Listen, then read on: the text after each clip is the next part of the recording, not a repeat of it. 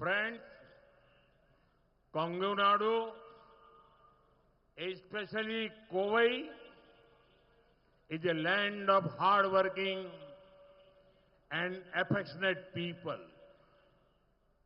You have always stood firmly with the politics of development with BJP NDA और इसलिए मैं जब भी यहां आता हूं मुझे एक अपनेपन का भाव महसूस होता है। கொங்கு நாட்டு மக்களே, குறிப்பாக கோவை கடும் உழைப்பாளிகளுக்கும் பாசமிகு மக்களுக்கும் சொந்தமான பூமி. வளர்ச்சி அரசியலுக்கு பக்கபலமாக பிஜேபி தேசிய ஜனநாயக கூட்டணிக்கு உற்ற தோழனாக நீங்கள் எப்போதுமே உறுதியாக இருந்து வந்திருக்கிறீர்கள். ஆகையால்தான் நான் இங்கே எப்போது வந்தாலும் நான் உங்களில் ஒருவனாக உணர்கின்றேன்.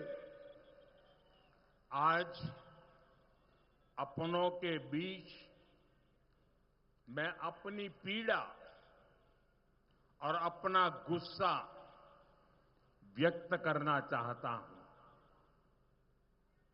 In 2023, we passed the Nari Shakti Vandan Abhiyan, Adhiniyam. And on the 16th of this month, we took a historic step to move towards implementing women's reservation in Parliament and legislative assemblies.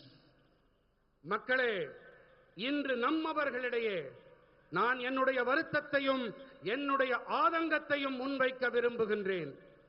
2023ஆம் ஆண்டிலே நாம் பெண்கள் இடஒதுக்கீட்டு சட்டத்தை நிறைவேற்றினோம். இந்த மாதம் 16ஆம் தேதி என்று நாடாளுமன்றத்திலும் சட்டப்பேரவைகளிலும் பெண்கள் இடஒதுக்கீட்டை அமல் செய்யும் வரலாற்று பூர்வமான அடியெடுப்பை படியினை நாம் எடுத்து வைத்தோம். मैंने पर्सनली सारी पॉलिटिकल पार्टी से इसे सपोर्ट करने की अपील की थी. I told them very clearly that they may take the credit. I have no objection.